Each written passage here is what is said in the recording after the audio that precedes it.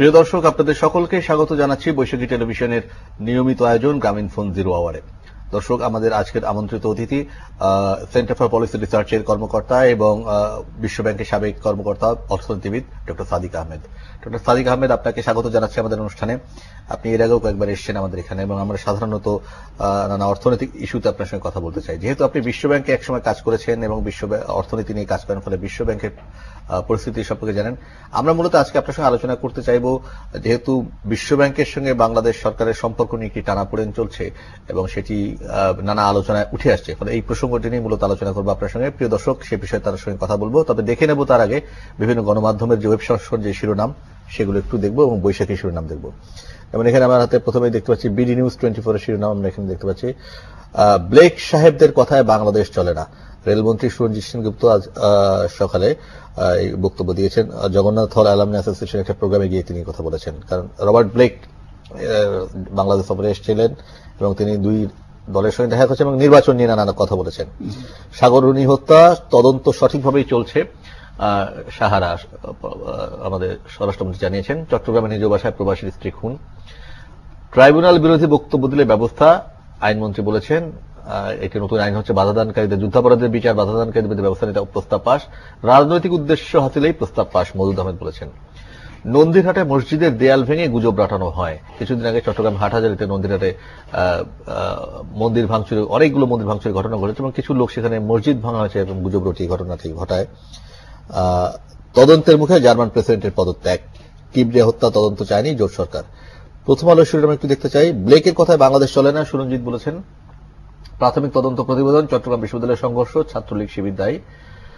থাইল্যান্ডের স্বর্ণ নদী স্পট ফিক্সিং এর মামলায় কানেরিয়ার নাম। ইংলিশ ক্রিকেটের অবশ্য ঘটনাটি। এই মুহূর্তে বাংলাদেশে বিপিএল চলছে। এছাড়া পদ্মা সেতু নিয়ে বিশ্বব্যাংকের সঙ্গে বিরোধ নেই, জানিয়েছেন যোগাযোগ মন্ত্রী ওবায়দুল কাদের। তিনি বলেছেন যে এটি কে কি বললো তা নিয়ে হতাশার কিছু নেই, এই নিয়ে বিশ্বব্যাংকের সঙ্গে বিরোধ নেই। মমতার ইচ্ছায় নীল সাজবে কলকাতা, এটি মোটামুটি শিরোনাম। আমরা ডেইলি স্টার একটু শিরোনাম দেখতে চাই। সেখানে রয়েছে একই সুরঞ্জিত সেনগুপ্তের ছবি দেখতে পাচ্ছি। Bangladesh not run on Blake's advice, Suranjit বলেন। 4 injured in city building fire. German president quits in loan scandal. German president কিছুদিন আগে ঢাকা সফরে এসেছিলেন তিনি।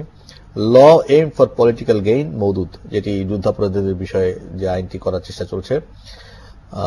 নতুন শিরোনাম এসছে রিলিফ, আমরা একটু দেখতে পাচ্ছি হঠাৎ করে আপডেট হলো শিরোনাম ডেইলি স্টারে। Relief schemes turn into farce, Padma bridge work to start in 11 months, says Kader. মোটামুটি এই হচ্ছে শিরোনাম। আমরা বৈশাখী শিরোনাম দেখে আলোচনা শুরু করতে চাই। যুদ্ধাপরাধের বিচার ত্বরান্বিত করতেই নতুন আইন হচ্ছে বললেন আইনমন্ত্রী। সংবিধান পরিপন্থী মন্তব্য মওদুদের। সাংবাদিক দম্পতি হত্যাকাণ্ডের তদন্ত চলছে ঢিমে তালে। গ্রিন রোডে এনজিও কর্মকর্তা খুনের ঘটনায় 3 জন গ্রেপ্তার। মাদকাসক্তি ও ক্ষতিকর প্রভাব থেকে আগামী প্রজন্মকে মুক্ত রাখতে হবে, ক্রিকেট বিশ্বকাপ আয়োজনের বর্ষপূর্তিতে প্রধানমন্ত্রী। ঋণ কেলেঙ্কারির কারণে পদত্যাগ করলেন জার্মান প্রেসিডেন্ট। অর্থনৈতিক মন্দার সময়ও রাজনৈতিক প্রভাবে সুবিধা নেয়ার অভিযোগ। ঘুরে দাঁড়াচ্ছে ঢাকার শেয়ার বাজার, সূচকে সার্কিট ব্রেকার দেওয়ার দাবি বিনিয়োগকারীদের।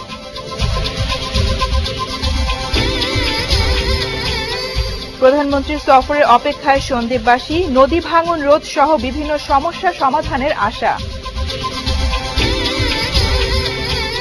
সিরিয়ায় সেনা অভিযানে 22 জন নিহত। সহিংসতা বন্ধে আরব লীগের প্রস্তাবে জাতিসংঘের সাধারণ পরিষদের সম্মতি, নিন্দা সিরিয়ার। এবং ডেস্টিনি বৈশাখী বিপিএল টি20 টুর্নামেন্টের প্রথম ধাপে শীর্ষে চিটাগং কিংস, কাল থেকে খেলা চট্টগ্রামে। এই হচ্ছে মোটামুটি শিরোনাম। আপনি খেয়াল করেছেন যে শিরোনামের ভিতরে বিশ্বব্যাংকের প্রসঙ্গ এসছে, যোগাযোগ মন্ত্রী ওবায়দুল কাদের বলেছেন।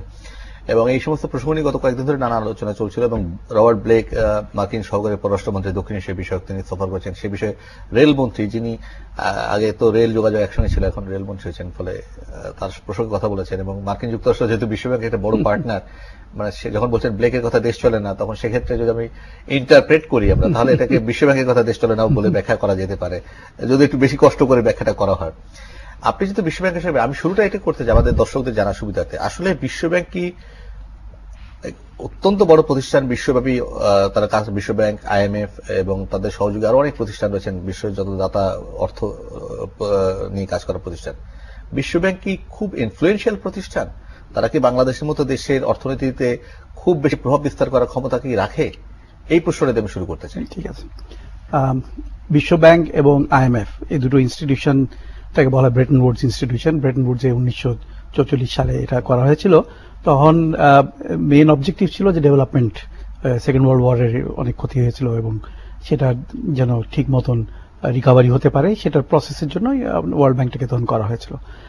এই দুটো ইনস্টিটিউশনের কিন্তু এটা একটা কোঅপারেটিভ অর্গানাইজেশন মতন রান করা। এদের মেম্বারশিপ হচ্ছে যারা শেয়ার হোল্ডার যারা তারা, এবং তারা ওনার এদের। তো Bangladesh is one of the owners বিশ্ব ব্যাংকের এবং IMF এর, এটা আমাদের একটু খেয়াল রাখতে হবে।